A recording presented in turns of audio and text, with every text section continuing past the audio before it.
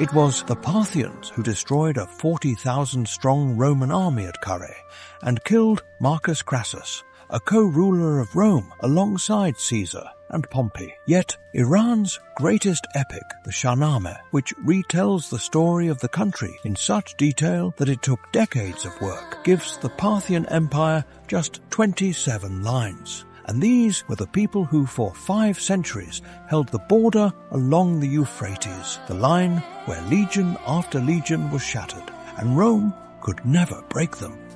How did an empire that Rome itself feared end up erased from memory, almost without a trace? And who erased it, its enemies or its own people? To understand where Parthia even came from, we have to go back to the day Alexander the Great died and his enormous empire burst apart at the seams. The east fell to the Greeks, to the Seleucid dynasty, the heirs of Alexander's generals. But holding a realm that stretched from the Mediterranean to India was impossible. And by the middle of the 3rd century BC, the Seleucids began losing their grip on the far northeast, bogged down in endless wars against Ptolemaic Egypt in the west. And at exactly this moment, out of the steppe came the Pani, a nomadic tribe, distant relatives of the Scythians. This was not a civilization or a kingdom, but a free people of the grasslands, with almost no nobility. Archaeologists dig up their graves and cannot tell a chieftain from an ordinary warrior, because they were buried exactly alike. Every man was a warrior, and other social classes barely existed at all. It was this very trait that made them both dangerous and utterly unexpected contenders for an empire. Their leaders, the brothers Arsacid and Mithridates, invaded a region called Parthia, a narrow strip of land in the northeast of modern Iran, and killed Andragoras, the Seleucid governor who had risen in revolt. In the year 247 BC, they founded a dynasty. From then on, every Parthian king took the name Arsacid when he came to the throne, just as every Roman emperor would later take the name Caesar. That is why we know many of the early kings only by this throne name, while their own names are lost. The forgetting of Parthia, in a sense, began with the Parthians themselves. But to the people of these lands, the Pani were outsiders. The local population, descendants of the Persians, were Zoroastrians. They worshipped fire, kept alive the memory of the great Achaemenid Empire, and saw the steppe, Turan, as a land of darkness, the source of all evil. And the Pani came from exactly that steppe, and they worshipped many gods, which to a Zoroastrian made them little better than pagans. The settled Iranians met their new masters with hostility, and the sources mention uprisings and clashes between the newcomers and the conquered population. Remember this crack between the steppe kings and the Persians they ruled, because 500 years later it is what will erase the Parthians from the memory of their own heirs. The Seleucids, of course, tried to crush these upstarts, and here the Pani showed, for the first time, the move that would define them for the next 5 centuries. Instead of standing and dying against a powerful army, they would abandon their own land, fall back into the steppe to their allied nomads, lure the enemy deep, and then come crashing down on a foe who was stretched thin and bled dry. The Seleucid king, Seleucus II, marched east, certain of an easy victory, and was utterly defeated. Hints in the sources suggest he was even taken prisoner. So this handful of steppe people did not just defend their right to exist, they grasped the key insight. A vast regular army can be destroyed without ever meeting it in a head-on fight. The nomads had carved out a kingdom, but a kingdom is not yet an empire. To become a power that would make Rome itself shudder, the Parthians were missing 2 things: a weapon the civilized world had never seen, and a man with the nerve to use it. This man was named Mithridates I, and his very name, given by Mithra, the god who grants royal power, seemed to promise greatness. He inherited a small kingdom on the edge of the ancient world and left behind a world empire. He conquered Media, then invaded Mesopotamia, and took ancient Babylon and Seleucia on the Tigris, one of the largest cities in the entire Hellenistic world, a rival to Alexandria itself. He captured the Seleucid king Demetrius and treated him with an almost mocking kindness. He married his prisoner to his own daughter, caught him twice trying to escape, and finally, as a joke, gave him golden dice, a child's toy, to scold him for his childish recklessness. And so, a state that had recently been nothing more than a steppe raid now spoke to the heirs of Alexander as an equal, and over their heads, the weapon the Pani had been missing was their army, and it was like nothing else in the world of its time. It had no infantry at all, only cavalry of two kinds. Most were light horse archers, masters of the bow, who, on principle, refused to be drawn into close combat, where the Roman infantry was strong.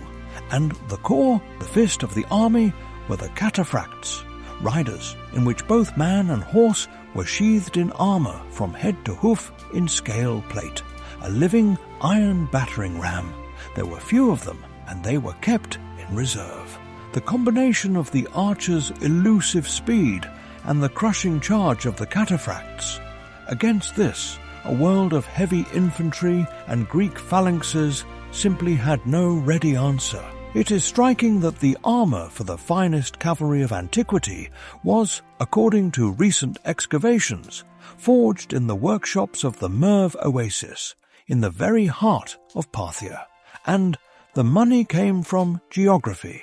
Parthia lay straight across the Great Silk Road, the main trade artery between Europe and Asia. Through it, from west to east and back, flowed silk, incense and jewels. The tolls filled the royal treasury, and along the routes cities grew and grew rich. Ctesiphon, Hatra, Merv, Dura, Europos.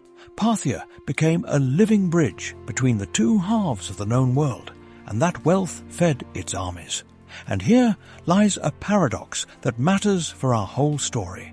In public, the Parthian king and his nobles played the part of stern Eastern rulers, in Persian robes following the ancient ceremony of the Achaemenids. But behind palace doors, everything was different. The nobility spoke Greek, changed into Greek clothing, dined reclining in the Hellenic style, and ordered statues of the gods from the finest workshops of hostile Antioch and neutral Alexandria. In the treasury of their capital, Nysa, archaeologists found Greek wine ritons and heads of Aphrodite indistinguishable from those of the Mediterranean. The Parthian king himself, by tradition, spent his leisure hours watching the tragedies of Euripides. These people left their mark everywhere. It was the Parthians who introduced into architecture the vaulted hall, the Iwan, and the dome, the very silhouette recognized today in any Iranian mosque. Their traces are everywhere. Their name is forgotten. Under the next great king, Mithridates II, Parthia stretched wider still, and for the first time in history, its border met the border of a new power rising in the west, Rome. At first, their interests even aligned, and the Parthians sent envoys to the Romans. But the Roman commander Sulla received them with contempt, as something lesser, unworthy of being spoken to as equals. Rome did not yet understand who it was dealing with. Before long, a Roman historian would admit with bitterness that the Parthians had all but split the world in half with Rome and held the entire East. Rome had never yet met a power that looked it straight in the eye. Their first clash would become the most shameful defeat Rome had suffered in a generation, and it would all begin with the vanity of one very rich old man. His name was Marcus Licinius Crassus, and he was the richest man in Rome. He was part of the triumvirate. He ruled the Republic together with Julius Caesar and Pompey, but he was the only one of the three without any great military glory of his own. Caesar was conquering Gaul, Pompey had conquered the East, and Crassus was simply very rich, and it burned him. Starving for a general's fame, in the year 54 BC, no longer a young man, he invaded Parthia against the will of the Senate, dreaming of repeating the campaign of Alexander. With him he led about 40,000 men, 4,000 of them cavalry. In the spring of 53 BC, the Romans reached the city of Carrhae in the southeast of modern Turkey, an open, sun-scorched plain that might have been made for cavalry. Against them stood a Parthian general from the noble house of Surin, with a mere handful of riders, about 10,000 horse archers and roughly 1,000 cataphracts, less than a quarter of the Roman army. The legions locked into their famous tortoise, a wall of shields on every side, and the Parthian archers circled around them and began to rain down arrows without coming a single step closer. The Romans waited for the steppe warriors to run out of arrows so they could force a close fight, but Surinna had thought of everything. An endless line of camels kept the archers supplied with fresh quivers. The arrows never ran out, and whenever the Romans charged, the Parthians would wheel their horses and break into a feigned retreat, and at a full gallop, twisting back over the horses' haunches, they kept striking their pursuers without missing. This move would enter history forever under the name the Parthian Shot. Crassus's son, Publius, was lured forward with a separate detachment, cut off from his own, surrounded and killed, and his severed head was raised on a spear and carried before the ranks to break his father in front of the whole army. About half of the Roman army was left lying on that plain. Crassus himself was killed during negotiations for a truce, and what came next is something the Romans would retell with a shudder for centuries. By tradition, the Parthians, mocking his legendary greed, poured molten gold down the dead Crassus's throat with the words, "All your life you thirsted for gold, so now drink your fill." But the most horrifying humiliation was still to come, and it was not bloody, but symbolic. Crassus's severed head was brought to the court of the Parthian king, and at that very hour the king was watching a Greek tragedy, the Bacchae of Euripides. At one point in the play, a prop head of the torn-apart King Pentheus is carried onto the stage, and in its place, the actor lifted the real, still-fresh head of the Roman triumvir. The hall burst into applause. The head of the richest and one of the three most powerful men of Rome, used as a stage prop, on a stage at the court of yesterday's steppe nomads, set to a Greek tragedy. Think about what this was. A complete mirror image inversion of every story the West is used to telling about itself. The invincible Roman legion, the pride of the art of war, crushed completely by a people from the steppe, whom the history books would later simply erase from memory. Rome had never been so humiliated. You might think the road west was now open, that Parthia was about to pour into Roman Syria and beyond. But instead, something far stranger than any victory began, a war 500 years long, in which no one was destined to win. Carrhae did not break Rome. Rome does not break that way. In Rome, the defeat was seen not as proof of Parthian superiority, but as the result of Crassus's stupidity in underestimating the enemy. They learned their lessons from the disaster. They began to pay more attention to cavalry, and they came back. And so began what would repeat for centuries, swinging back and forth like a pendulum.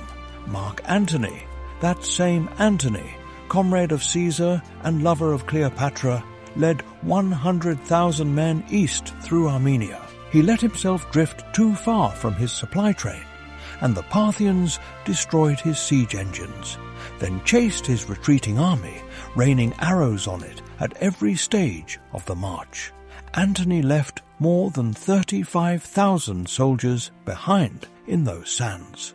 What the generals could not achieve by force, Augustus later won through patience and diplomacy. He negotiated the return of the standards captured from Crassus. To Rome, the battle eagles were sacred, and their return was celebrated as a great victory, a victory that had never happened on a battlefield. From there, this war stretched on for centuries. The Emperor Trajan, at the peak of Roman power, fought his way all the way to the Persian Gulf, took the Parthian capital of Ctesiphon, and declared Mesopotamia a Roman province. At that moment, the empire reached the largest size in its entire history, and immediately, the instant he turned back, a revolt blazed up behind him. The defiant fortress of Hatra held out against him, and Trajan himself fell ill and died on the way home, never securing what he had conquered. Half a century later, under Marcus Aurelius, the legions took Ctesiphon again, and a plague drove them out of the captured city, a plague the retreating soldiers then spread across the whole empire. Another generation later, Septimius Severus took Ctesiphon a third time, and in this lies the whole pattern of this strange war. Rome captured the Parthian capital again and again, 3 times, and not once could it hold it, because both empires were simply too vast and too strong for one to swallow the other. Rome could not occupy and hold the boundless east beyond the Euphrates. Parthia could not drive Rome out of the Mediterranean, and every time one side seemed to be winning, the other found the strength to strike back, and the border, like a string pulled taut and released, snapped back to the river Euphrates. 5 centuries of unbroken hostility, and the front line had barely moved at all. But no one bleeds for 500 years without consequences, and when Parthia finally fell, the last blow was struck not by Rome, but by its own house. By the end of its history, Parthia was worn down from 2 sides at once, by endless wars with Rome on the outside, and by the chronic non-stop infighting of the Arsacid heirs on the inside. Kings replaced one another, sometimes at war with each other all at the same time, while the empire, meanwhile, was crumbling into a patchwork of semi-independent principalities, whose rulers obeyed the King of Kings in word only, that same loose, decentralized order which had once let the Parthians rule a realm of many peoples with a light hand, in the end turned against them. In the year 216 AD, the Roman Emperor Caracalla, insulted by a refusal to give him the king's daughter in marriage, invaded Parthia, ravaged its lands, and desecrated the tombs of the Parthian kings at Arbela. Fate, however, mocked him too. Caracalla would be killed near that very Carrhae, the city of Rome's greatest disgrace. His successor, Macrinus, lost the last great battle to the Parthians at Nisibis in the year 217. 3 days of slaughter, with the victory going to Parthia, and bought his way out with gold. And so Parthia won its very last war with Rome. It went on beating Rome right to the end, and barely 10 years later the empire fell. But not under the assault of Rome, which had failed to defeat it in 5 centuries. It fell from within, from the region of Pars in southern Iran, from the very land from which Cyrus and Darius had once come. There rose a man named Ardashir, a Persian. He overthrew the last Arsacid, and in the year 224 AD, the Parthian Empire was no more. And here is the answer to the forgetting. Ardashir and his dynasty, the Sasanians, were Persians to the marrow of their bones, and they despised the Parthians as steppe impostors, outsiders who had sat for almost 5 centuries on the throne of true Persia. the Sasanians did something quite deliberate. They rewrote the past itself. In their official version of history, Iran jumped straight from the ancient Achaemenids, from Cyrus and Darius, directly to them, the Sasanians, as if the 5 centuries of Parthia between them had simply never existed. The Parthians were not defeated in memory. They were wiped out of it. That is why Iran's greatest epic, the Shahnameh, gave an empire almost 5 centuries long exactly 27 contemptuous lines about anarchy and lawlessness. The erasure worked so cleanly that it holds to this day, and yet wiping them out completely did not work. The very Persian word Pahlavan, a champion, a knight, a hero, is an echo of the Parthians' own name for themselves, Pahlav, the Iwans and the domes, the silhouette of every Iranian mosque. That is their architecture. The Parthian Shot lives on